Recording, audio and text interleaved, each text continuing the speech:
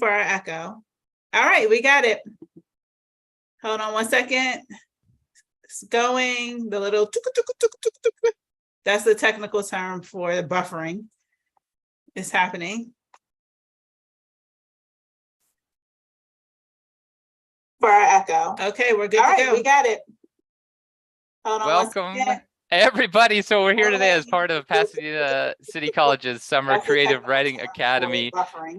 We're going to give a big thanks to, well, Professor Akilah Brown first for making technology happen. I'm also going to say if she can make me a co-host, because right now I was trying to share my screen and I cannot. But welcome. Come along, everybody. The reason I'm here, the reason you're here is we have our visiting author today, Ellen Birkett Morris. We're very happy to have her here. So first, thanks to the Pasadena Festival of Women Authors, our sponsoring organization. I would bring up their website right now, but technology is going against me at every turn. They sponsor us as well as writing Right Girl in the high schools, is up through the senior centers. We're the college component of that, and they're doing amazing work. They have their event every year where they bring in women authors and novelists. They also are promoting literary programs throughout Pasadena. So thank you in large part to Pasadena Festival of Women Authors. But we are all here today to excitedly welcome Ellen Birkett Morris.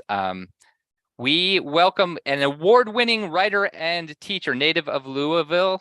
I'm not going to say it like any of the locals, with my apologies there. Author of Lost Girls, a short story collection, and Surrender, a poetry chapbook.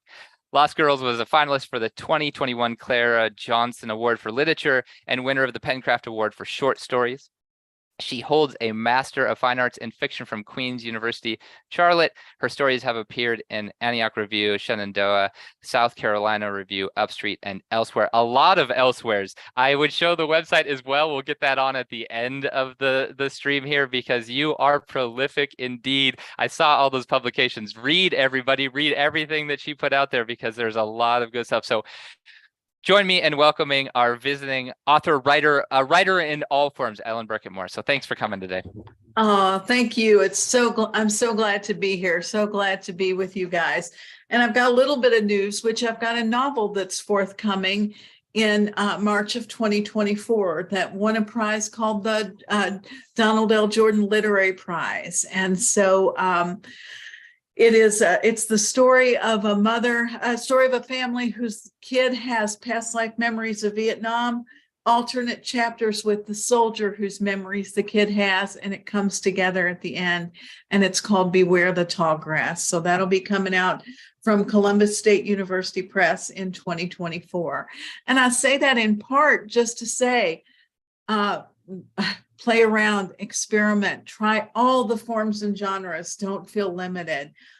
Because there's so, what you'll find is that as your skill grows, your curiosity grows, and you may find that you can work across those genres. And so it's been a lot of fun for me to do a lot of different stuff, poetry, short stories, novels, and you might find it liberating as well. I'm going to begin by reading a piece from that short story collection, Lost Girls. I'm going to read you the title story, and then talk a little bit. I would love to hear from you guys a little bit about what you notice in the story. I've got 3 poems I'll also read, and then I'll talk about some general principles about world building, like how do we make stories real? How do we make poems have that sort of sting of authenticity? So we'll talk about that. But first, let me read Lost Girls. When I was 18, 13-year-old Dana Lampton disappeared from the strip mall across from my family's apartment. My mind should have been on other things, guys, college, getting past the ID checker at the door of the club, but Dana's disappearance captured my attention. We lived in the same neighborhood, and the nearness of the crime creeped me out. As a kid, even before Dana disappeared, I was sure I'd be the girl that was taken. I was always on edge, waiting for the next catastrophe, the next fight, my dad moving out, my world collapsing around me as my mother cried day after day. With me gone, those don't tell your father shopping trips wouldn't have happened. My dad wouldn't have had anyone to complain to about my mom either. Her stupidity, her tackiness. Not that anyone would notice if I was gone.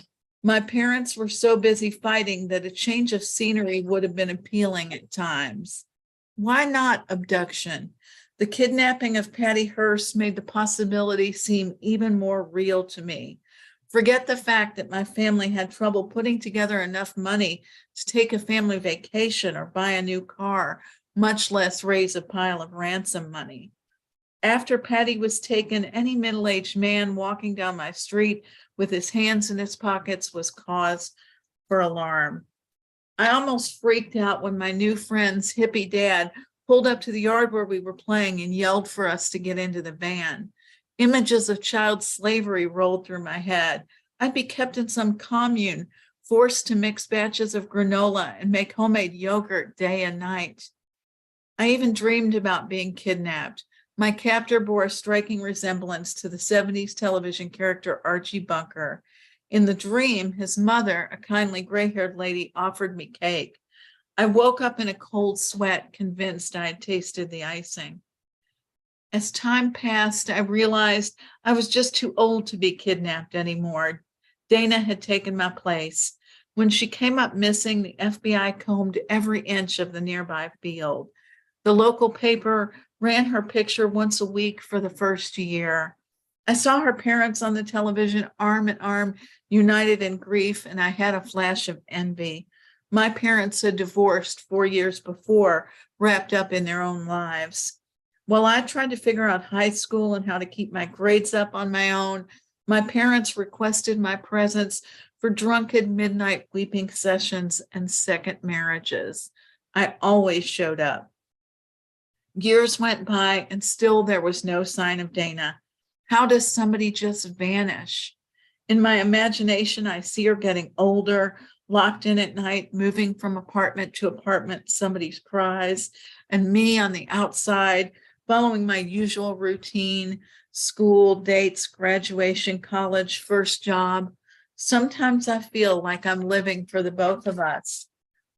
I stop and look around, noticing my freedom, feeling the sun on my face, my ability to hop in my car and go wherever I want to go. Why Dana?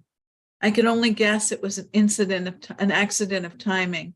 Who knows how often we cruise the aisles of the grocery store next to a sex offender, or drive away from the convenience store as a robber pulls into the lot.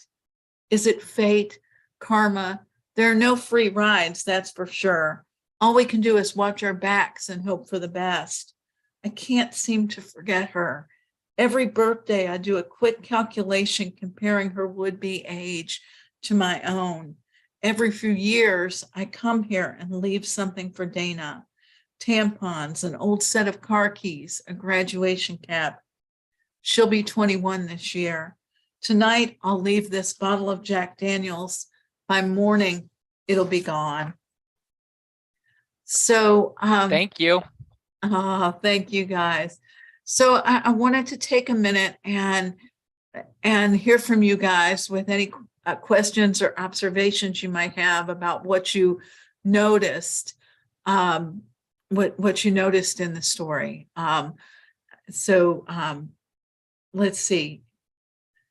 I see Sydney's hand is up. Sydney, did you want to ask something? Yeah, I really like that. That was great, and I like the contrast, the juxtaposition between like the darkness of a kid going missing and this like just hotly jealous like teen to young adult girl who's just like, damn it, why couldn't it have been me who got all this attention and love?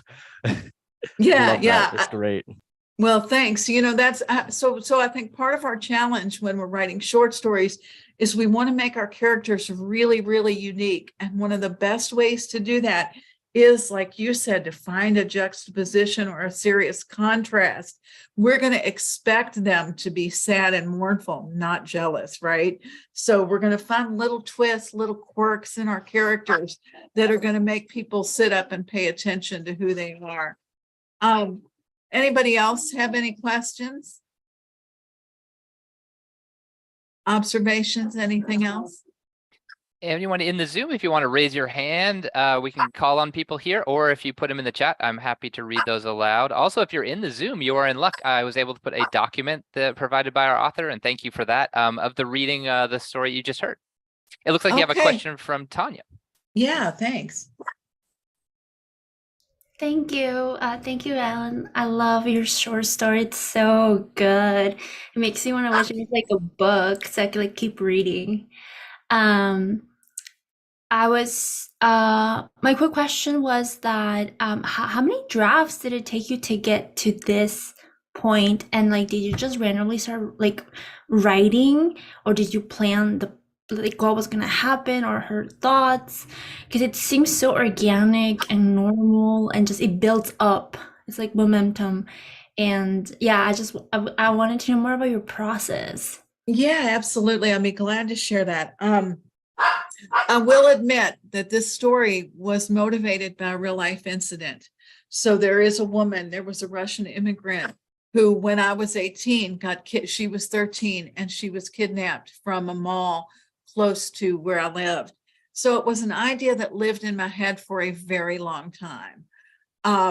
And then only later, when I sort of found the writing skills I needed, was I able to hone it in the way that I wanted to hone it.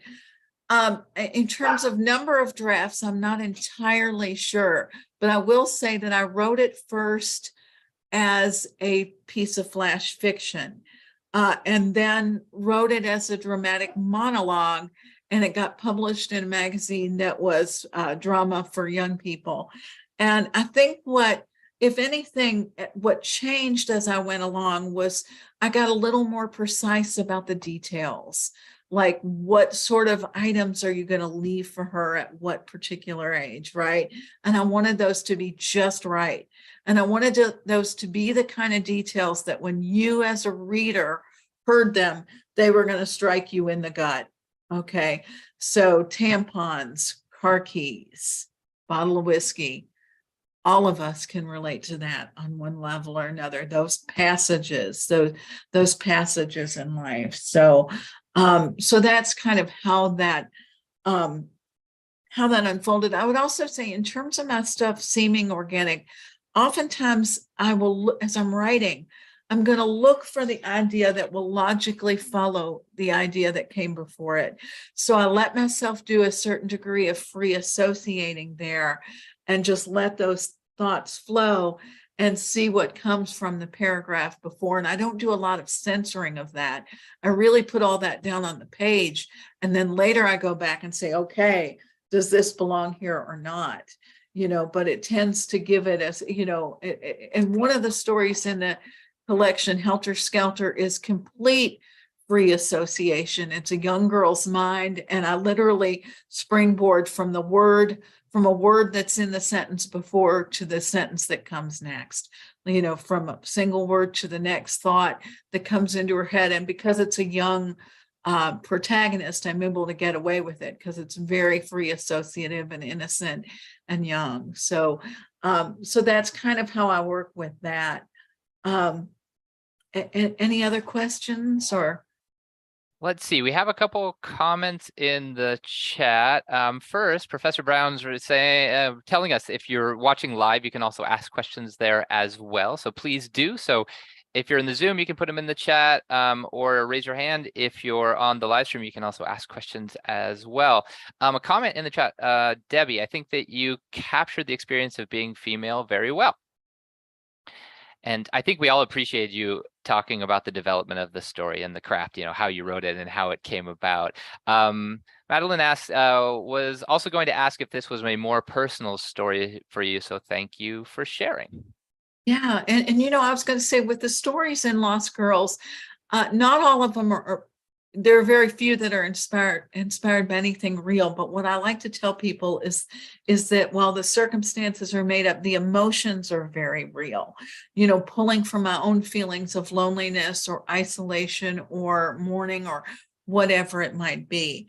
And I'll make an admission here in terms of these stories being centered on women.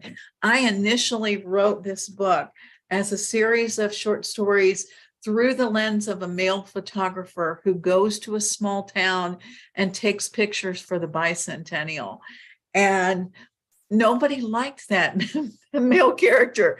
There wasn't, nobody was very crazy about him. People were reading it, and then Me Too happened. And I thought, what female story, what stories do I have that center on women's experience? Well, I look back at the manuscript, every single one of those stories in there really had it at its heart, a female protagonist with very unique struggles. So that guy, I said goodbye to him. He was out of those stories, and I reworked it to be a story of female voices. So I fell into the trap that we so often accuse people of about, the solitary focus on the male gaze. I had fallen into that trap myself and was the one who had to back out of it and say, hey, wait a minute, these are women's stories and they're stronger without a male photographer in them. So that's a true admission there. So like being open to sort of take it, knowing that your first idea is not your best idea necessarily, that you can rework those things, you can redo those things. Yeah. Sydney, did you have another comment? Yeah, so from what I gathered, it's like an anthology style story. Well, yeah, they're sort of loosely linked because some of the characters will show up again later in the stories, but not, but there are some stories that are completely distinct themselves. And I'll be honest, most every story was published first in a literary magazine. So, and it's rare. It's a very small publisher, Touchpoint Press. So it's rare. A lot of times they don't want you to just use your published stories, but every single one of those stories had already been vetted by an editor and published in a literary magazine. And so most of them are set in the same town. Some characters will reoccur, but some are completely standalone. So, if I can follow up on that, so what drove your decision to completely omit the photographer character as opposed to just changing the sex? Yeah. Well, that's a great idea. I hadn't really it never even occurred to me that I could have made it a female photographer, which is horrifying to admit right now, but excellent point. So I think part of it was that, he had his own story and that was still very strongly in my head. And so I felt like I just needed to banish him to the hinterlands and let the women in those stories speak, versus continuing to use a photographer as a lens. I thought, let's get really direct and let's get to these women's stories because they were the ones that had the heart and had the real struggle and that sort of thing. So, yeah.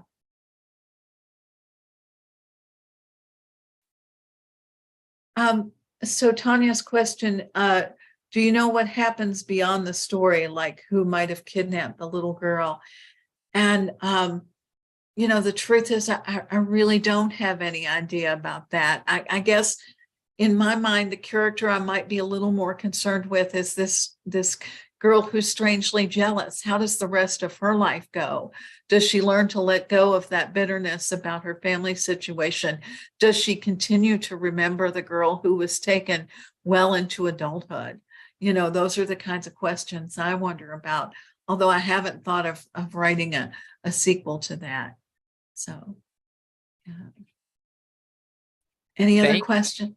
We do have, I was wondering if you would like to, I have Professor Brown's students have a number of more general writing questions. We can ask those, or if you would like to hold off until later to entertain those, or. We can go ahead and ask those now. That's great. And then I've got some poems to share and we can talk a bit more. Yeah. That is great. Thank you. Let's see. The first, I know that I'm making my class's journal. The question was about journaling. Do you use a journal? And if so, since you use so many different writing styles and genre, do you play with different writing styles in your journaling? And then an accompanying question is, since you work in so many genres, is there a particular favorite of yours? Oh gosh. So well, this is the first year that I've consistently kept a journal. Like I tried to journal as a kid and it was always about, who I was mad at or what foods I like to eat or something boring like that. And this year I did start to journal, partly to sort of chronicle my journey as a writer and what was going on. So I found out I was a finalist for the novel that's coming out on January 1. And I thought, I'm going to start journaling and see how this unfolds. So I've been sort of tracking what it's been like to have my career change in that particular way. So it's a personal journal versus a writing journal. When it comes to writing, the main thing that I do, it's not really journaling, but I do a ton of reading across the genres. I also am never, ever afraid to pick up somebody else's work and use it as a springboard or a prompt for my own stories. Poetry in particular, you can go to a place like Poetry Daily and you can see a poem, and it's a poem somebody's written about losing their father. So on that day, I might say, wow, what's my own take on losing my father? What's a way I can just deal with that in a poem? Or they might have a really interesting form for the poem. And I might say, okay, I'm not going to deal with their topic, but I'm going to borrow this form. So I'll copy it on a piece of paper, and then I'll try to write a poem of my own that follows that form. Or we're going to have 2 lines up here, and we're going to have 3 lines in the middle and 2 lines to finish, or whatever the case might be. So using other people's writing as an inspiration or a prompt is really big. Also I do keep a file of story ideas. And so the novel that I mentioned came from a national public radio story about people whose kids have these weird past life memories. So in the story that they told, it's like a little kid knows how to take a gun apart and remembers being in World War II. And I thought, that is too good not to follow, right? But I thought, I'm not going to do World War II. I'm going to do Vietnam, because I have older male relatives who had been in Vietnam. And I knew I could see that it changed them, like it marked them in the way they dealt with the world. So I thought, well, let's use Vietnam as our thing. And then I'll say for 8 years, I sort of relentlessly attempted to imagine, if I was a mother and my kid came to me with these memories, what would I do? And then decided to weave in the soldiers part of the story too, and really pursued that. But again, a novel takes, 8 years and many, many rewrites. So following ideas, keeping an idea journal. And what I've heard other writers say is, if an idea has heat and energy for you, chances are it's going to have that for your reader, right? If it's got that kind of heat and energy, just hang on to it. And if you can't develop it now, keep it in a file, because you may really figure out how to tell that story later. Yeah. And there are questions. Let's see, we'll stick with fiction right now about shifting perspective. So a student was asking about writing from the perspective of the elderly. And as we heard you speaking about some of your other works, that how do you, any advice, any thoughts about shifting perspectives and writing from different points of view? Yeah. So, and this is kind of personal too. And I think you'll find out where your strengths lie, but I can closely identify with young me. I can find that voice in my head so easily, but I do have a short story that deals with a much older woman. And so what is it you hear people say about aging is they talk about invisibility or not recognizing themselves. And so that story opens with her seeing her reflection in a bus window and wondering who that old woman is. Right. So we've got a visual on her right away. And then the rest of the story, is she talks about how, she used to be a beauty queen and men used to look at her one way. And now the best that they do is offer her a hand up when she's trying to get up, up some stairs, something like that. So it's just sort of imaginatively inhabiting the body of whoever your character is going to be. What's that going to feel like? How much slower are they going to move? What are they going to notice that they wouldn't have noticed at 25, right? What are their feelings about it going to be? At some point in the story, she says, I never expected to become obsolete, right? So, you know, it's really sort of imagining your way into those differences.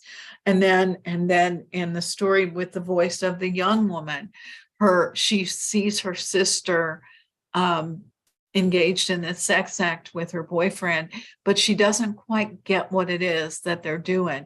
And she thinks that the guy is hurting her sister. So again, sort of pulling back and tapping into that innocence or that not quite understanding the world, you know. So it's kind, I mean, in that respect, it's kind of fun to be able to try to put yourself there, to try to imaginatively put yourself there. Yeah.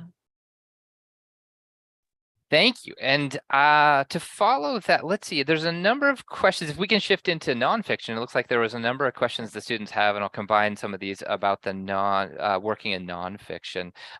First, how do you do so creatively, right? That's always how to tell a non-fictional story well and creatively. And then we can go from there. There's also questions about, you know, what about questions about veracity and honesty when writing nonfiction. And then any thoughts about how you've dealt with some trauma, like how do you deal with trauma in writing when you're writing nonfiction? So I don't mean to throw a lot of questions, but if you could speak to the nonfiction, writing in the nonfiction mode. It sounds like you mentioned before about doing research as a part of the writing process. About the creativity, how close you stick to truth, how creative you can be, and then any thoughts about kind of traumatic or troubling subjects when you're writing in nonfiction. Yeah. Nonfiction is interesting. And I think you can, you know, I think the best way to get into nonfiction is to attempt to find some sort of a frame for it. Okay. So I wrote an essay that was published in a magazine called The Ethel, and it was about I grew up with a mild case of cerebral palsy that was corrected with surgery, which meant that I walk with a limp. So nobody really knew what was going on with me. Some people noticed it. Many people never noticed it. And so it was kind of like what it was like to live in this in-between space where I knew what I was struggling with, but other people didn't necessarily recognize it. And how when I got older, it got harder because it became more visible to me, and I couldn't really ignore it anymore. And so I wrote this whole essay, and I framed it up based on an incident I had being at a beach, you know, being very fatigued, trying to walk across the sand and running into a little girl who had cerebral palsy, who was walking across the beach up on her toes, like kids do before they have surgery, where they're up on their toes, and what that looked like, and kind of compared how tired I felt with this final image of walking past her, and she was laying there in her mother's arms, you know. And so it was kind of a mirror to the fatigue that I had expressed, you know, earlier in the piece. So you're looking for a framework through which to discuss whatever the issue is. And the beach was really my footprints in the sand, what it was like to see her walk across that sand. I had a setting, I had concrete things to anchor the experience. Another really good way to go about nonfiction, I wrote an essay about losing a cousin who opted for Canada has assisted suicide, and so he opted for that. So it was a series of different pieces that dealt with my relationship with him, how I met him, a trip that we took together, and it had this whole idea running through it. How strong is DNA? And how is it that this guy was a virtual stranger to me, but when we were together, we discovered we had all these things in common. And it was called, he's my first cousin once removed. It's called Once Removed. And it's a bunch of different things. It's like a little snippet, a little poem. You know, it's just got multiple forms to it. So if you were looking for a model like that, where you're going to have various different stuff, look at something like Bluettes by Maggie Nelson is a good, you know, she writes a whole book that's sort of a take on the color blue, but looking at it through different lenses, through different viewpoints, through different media, like a flower versus a piece of glass versus an experience that she had. So, the thing about creative nonfiction is it just really gives you, there are so many different ways to tackle it, but you still want your words to be beautiful. You want your images to be vivid. You want the overall effect to be touching, or either make people sad or angry or what you name it, whatever you're going for there. In terms of truth, veracity in creative nonfiction, it's a tricky thing, right? Because all I can claim is that I can write about what my experience was like. So my sisters reading that essay about my upbringing, where I felt overlooked because nobody wanted to acknowledge that I had this disability, their read on that is going to be very different than my read on that. Like, I think they probably thought I got a lot of attention, whereas I was like, well, nobody's ever saying out loud, this is really what I'm dealing with. So I felt overlooked in a way. And I thought the attention I got was because I kind of had a loud mouth, so different people are going to see the same experience differently. So all you can ever claim to do is tell your version of events, the way you saw them, the way you felt them, knowing that it's not, the be all and end all, right?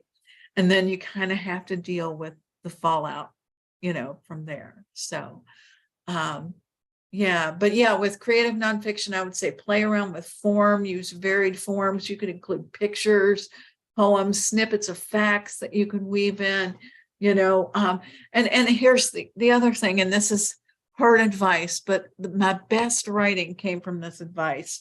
The poet Stanley Plumley, I was in a workshop with him and he said, start where the pain is. Wow. Right? I mean, he just got right to it. And every really compelling piece of writing that I've done started there, as hard as it was to do at the time. So that would be my advice with that. Thank you. You gave us a lot there. Let's see, more questions about, somebody asked about the favorite part of writing. I know that we, as writers, everyone in these classes are working hard to be writing, and we have to dispel, it's not always a rapturous experience of enthusiasm and excitement. But do you have a favorite part of the process or a favorite part of writing? I really do. I love the part where I have an idea and I have to decide how to follow it. So I just recently completed a short story, and I had a first line. And the first line that I came up with was, the first thing I did was take down the crucifixes, all 12 of them. Okay. So for me, that's so full of possibility, and it's so fun to figure out what's going on there. And my idea was that this is a girl who's inheriting a house that is given to her by her very Catholic mother. Her very Catholic mother, who did not want to acknowledge that she was a lesbian, that her daughter was a lesbian, right? So there we are. And the fun for me is then, what happens next? What else does she see around the house? Who comes in? Who does she interact with? What does she learn about herself or her mom that she didn't expect to learn? So I just find all of that really, really fun. Just following the idea, playing around with it, and again, if there's a trick to writing, the trick is that you give yourself the most interesting way into a story that you can, right? That you're going to make your character the most quirky or the most different or the most particular. And when I get stuck, it's always in the details. The answer is always in the details. So front load your stories with things like crucifixes. And then I started to describe the crucifixes, and then from there. So populate your worlds with very specific items, and the items will give you hints as to who these people are and where you go from there. Thank you. What great advice and wonderful. I want to read. That's a great opening line. I am a sucker for a great opening line. I want to read that. I'm invited in immediately. So thank you. That was great.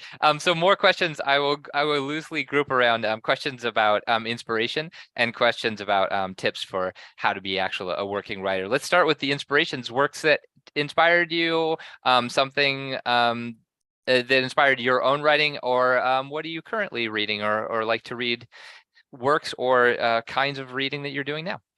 Yeah. I do a lot of reading because I do author interviews for a site called AuthorLink. So the degree to which you can find yourself a hobby or a side job that involves either reviewing books or interviewing authors, it's fantastic because you end up learning about their process. So for nearly 20 years, I've done author interviews on the side, and also book reviews. So I'm exposed to a lot of great writing. So I just finished Karen Lynn Greenberg's You're Here, a fantastic novel set in a mall, a sort of deteriorating mall where the lives of the people who hang out in the mall are sort of falling apart as well. Thought it was really fantastic. I read Rebecca Mackay's I Have Some Questions for You, where it's set around a campus where a murder happened, and a woman who does a podcast is there to help these students develop a podcast, and they start to dip back in to this murder that happened way back. And it's such a fantastic book. It both hones you right in on what happened to this one specific woman and gives you this global sense of how threatened women are, in our world. She'd have a brief interlude where she'd talk about, where it was a list of things like it was the one where the only thing they found was her comb. It was the one where he had told her to meet him at the edge of the woods, so you get a sense that it's a very particular story, but it's part of a very universal issue of women disappearing. So that Rebecca Mackay book was really fantastic. I'm currently reading a COVID era, set in COVID times, book by Katrina Kittle, and it's called This Broken World, and it's just very newly published. It just came out in the last couple of weeks here.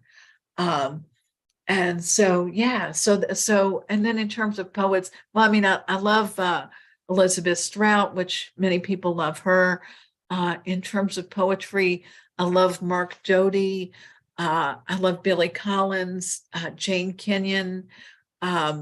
Matthew Dickman is a fantastic poet, So, and then in terms of creative nonfiction, let's see. Well, I mentioned Maggie Nelson. Yeah, and I don't do quite as much reading in the nonfiction arena as perhaps I do in the others. But yeah, those would be some of my recommendations. Thank you. With the mention of poetry, could I ask you to favor us with some poems? Yeah. And I'm gonna, these are from a poetry chat book I have called Abide. It's from a small press called Seven Kitchens Press out of Cincinnati. Okay, Abide. It's unfashionable these days to spend your time watching morning light radiate off wood floors. Notice the rich grain, linger over your old dog's fur, marvel at the softness that still remains. Relish simple flavors, the peach, the ripe tomato. Get lost in the sentences of Dickens, wander as they do through narrow alleys, or wind through the fields of wildflowers that is Austen's prose. Bathe in the sound of your husband's voice as he tells a long story of neighbors. Allow the minute, the second, savor the tick, indulge the talk, pause what passes for your life to feel the slow stretch of time made slower for the pausing. Wait until you feel your place. Each breath a moment held, each breath given for the next. Thank you. And that's called Abide. I have two other ones, and I'd be glad to talk too about sort of how I approach poetry. when I'm done. And this next one's called Broken Vessels. It's true we love because of imperfections, not in spite of them. Your mother's hand wrapped around the chipped milk glass mug, knuckles swollen with arthritis, her shirt stained with tomato, bitter sauce cooked with care just for you, bent pages of her book, a note in the margins, what are my dreams? The worn spot in the kitchen floor where your parents danced, his chin resting on her head. Nothing is untouched by time or wear. Each smudge or crack reveals a certain grace.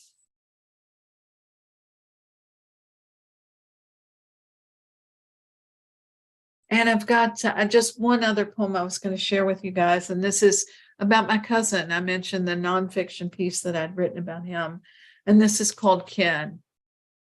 You can see it in our faces, same dark hair, crooked smiles, wicked twinkle in our eyes.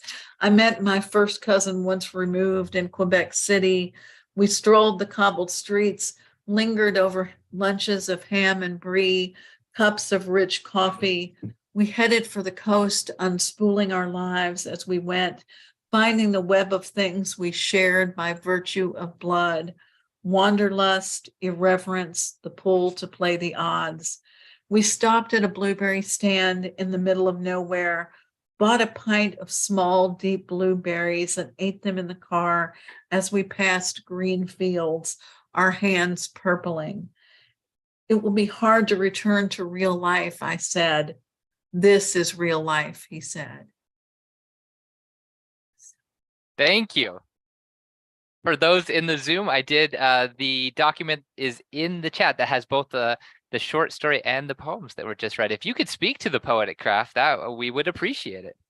Yeah, absolutely. And, I would say once again that for me, the single thing that grounds me as I write a poem is concrete images or sensations, right? So that poem that I read you at first, Abide, I literally remember writing it, sitting in my living room and thinking about sensory stuff, thinking about wanting to slow down time and the light on the wood floors. When we slow down, we notice, right? Light on wood floors, touching the dog's fur, the softness. Then I thought, well, let's get something, like food related in here.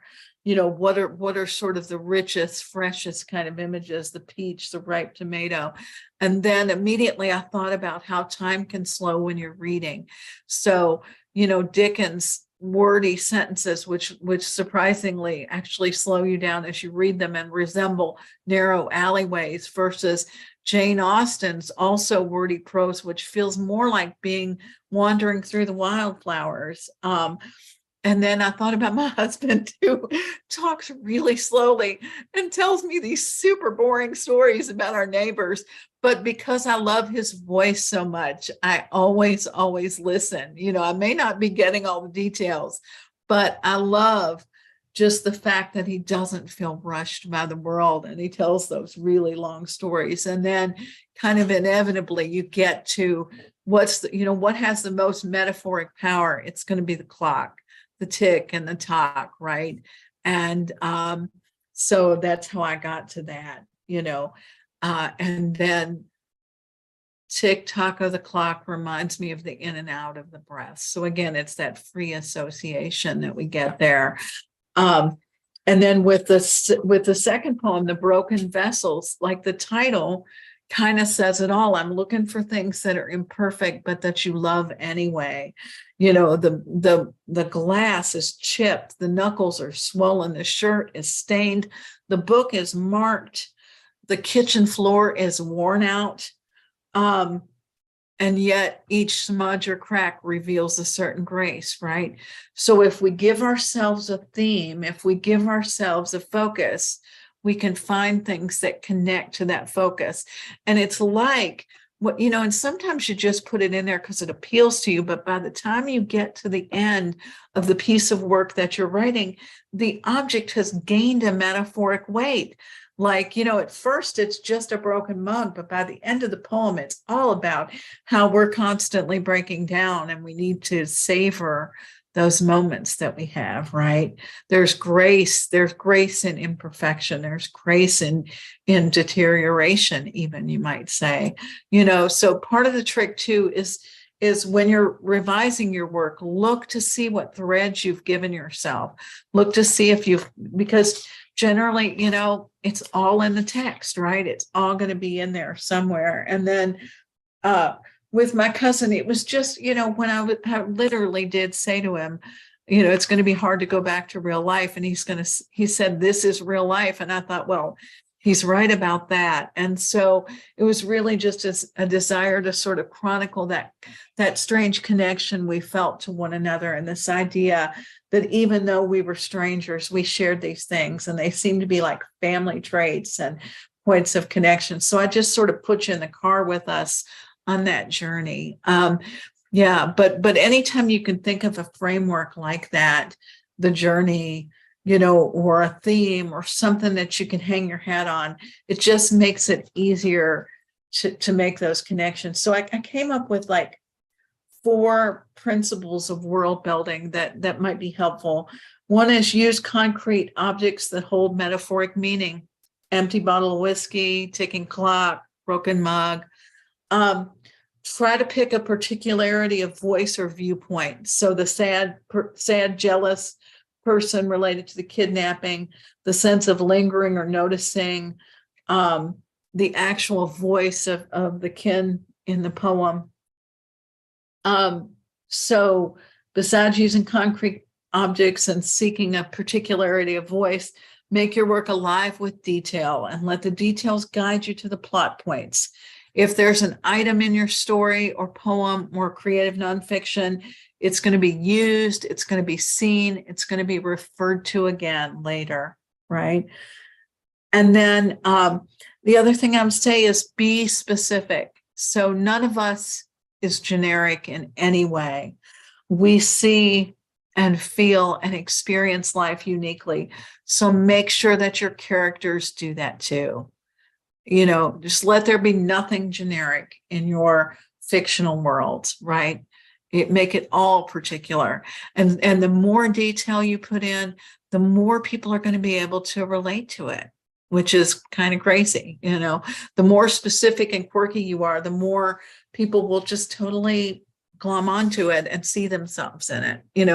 At least that's been my experience. So, so that was really everything I had, but I'd love to answer any other questions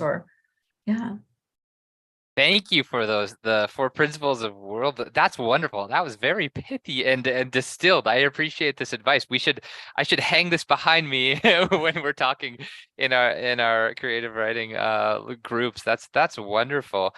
Thank you for this. So yeah, let's and more questions. I do have some more. These were the ones I was going to get to about just writing. If I can ask about the poetry for a moment, as we're shifting into poetry in our writing group, that thoughts on shaping the poetry, because I think that it's such a wonderful job of like a journey, the story in that first poem, the abide, it was one long sentence thoughtfully, and then ends with 2 breaths, and that's just wonderful. And then each of yours landed that moment of grace, or this is real life. You really are able to land really impactfully these quiet but really profound moments at the end of those 3 poems are just wonderful. Any thoughts about the actual shaping of in the poetic form, at least, shaping of the poems? Yeah, and I would say, part of that is read a lot of poetry and look at it on the page and read it aloud to get a sense of how people pull these tricks off. And then some of it, I think, is kind of intuitive in a way. Once you've absorbed a certain amount of work like that, particularly if it's folks that you like, and you kind of feel like you have a good sense of their style, that's going to help. I like to, when you look at it on the page, I generally tend to think to have line links that are generally, alike. or that follow a similar pattern. And again, that might just be something about, rhythms and words and breathing and that sort of thing. I think that you want to separate, if you've got compelling ideas, you can separate them into separate stanzas. That may work. I do think, like I talked about the principle of how reading the long sentences of Charles Dickens can slow you down. I think that was the idea behind me having that single long sentence in this poem about slowing down. So trying to match those kinds of ideas. I love it when you can get actual speech into a poem if it fits, if it fits right, because there's just so much interest there, and that gives it such a strong sense of voice, so I'm not overly analytical. I mean, I'll be honest, if somebody said, well, write a pantoum, I'm not sure I could do it, but I know that I can figure out a way to put what I want to say down on the page. And part of it comes from that, hearing it read aloud, looking at it, trying to make sure it has a pleasing shape on the page and that sort of thing. Unscientific, I'm sure, but again, I would say the more you read, the better you're going to be at doing things like that, making those choices, right? And then the other thing is you take out words that you don't need in there. You don't need every of and the in there. Sometimes you just need a comma. So you may write it and then you may go back through just to do a cut for those sorts of things. Yeah. Thank you. And as with an eye on the time, I know we do need to wrap up. Let me ask the questions. Let's see. The students had about, since we have you here, let's ask for your professional insight. The perennial question, how do you make this all work? Tips for establishing yourself as a writer. How did you become published? Any tips for becoming a published or established author? We all want to know, how do you do it? Absolutely. Absolutely. So, I started off with a strong desire to write, a willingness to do it, a willingness to fail at it. I started small with poetry. I sent my poems to small journals. I got more confidence when the small journals published them. So I sent a poem to the Allen Hancock Learning College in California, and they nominated that poem for the Pushcart Prize. They were the tiniest little school ever, but when they did that, that said to me, they believe in what I'm doing. I can keep doing this. So send to small journals, get publications, build your confidence, be fearless about trying stuff out, take every class you can. I got an MFA. I signed up. I'll be taking One Stories.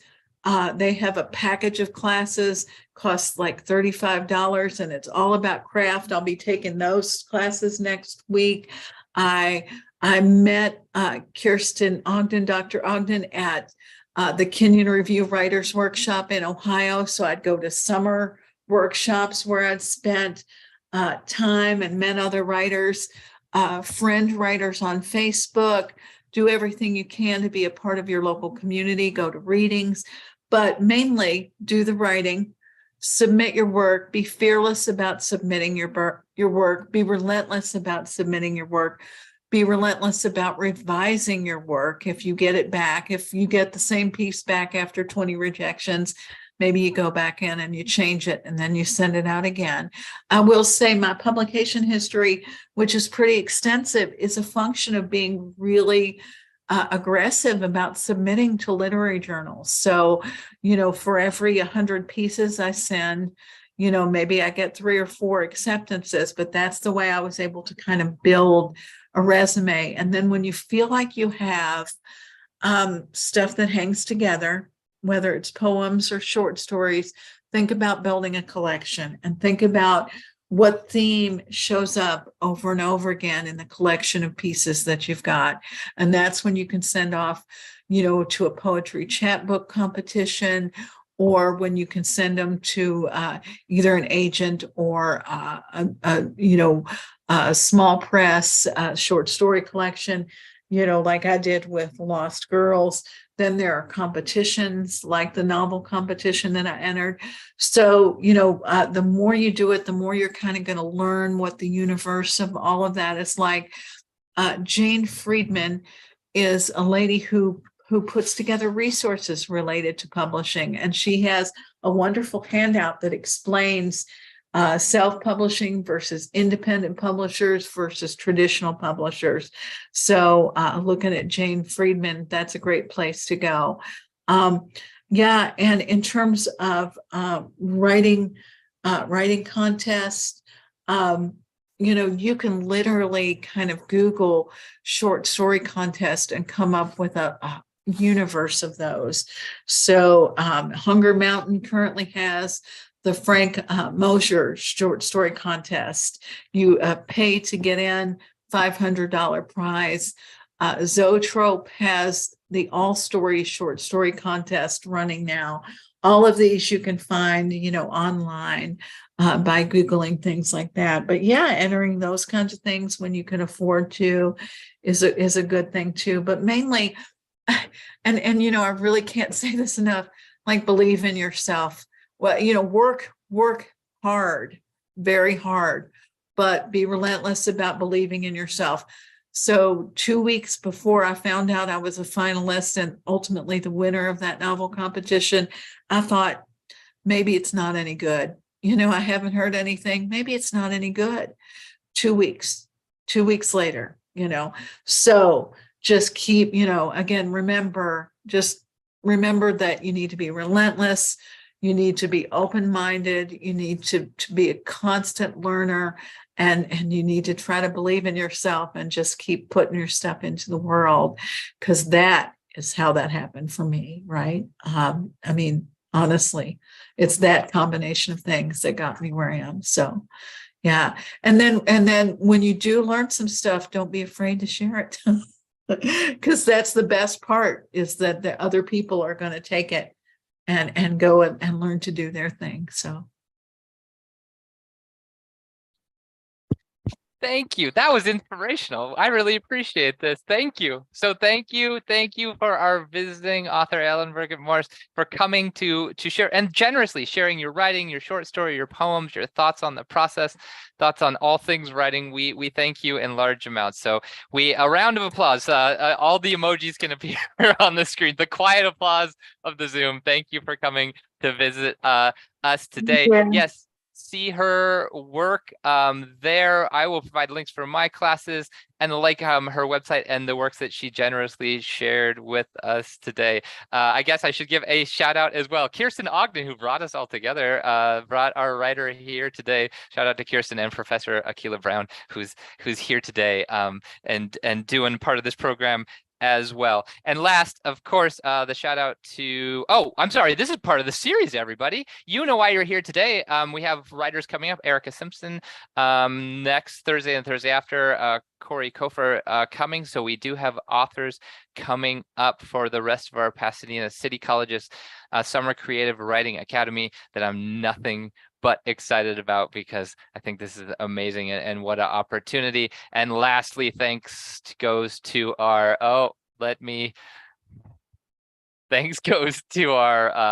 sponsoring organization here, if I can get them, the Pasadena Festival of Women Authors. So look at their key event, but also all the work they do outside. So thank you one and all for coming today. We appreciate this. So thanks for playing a part, and thanks again.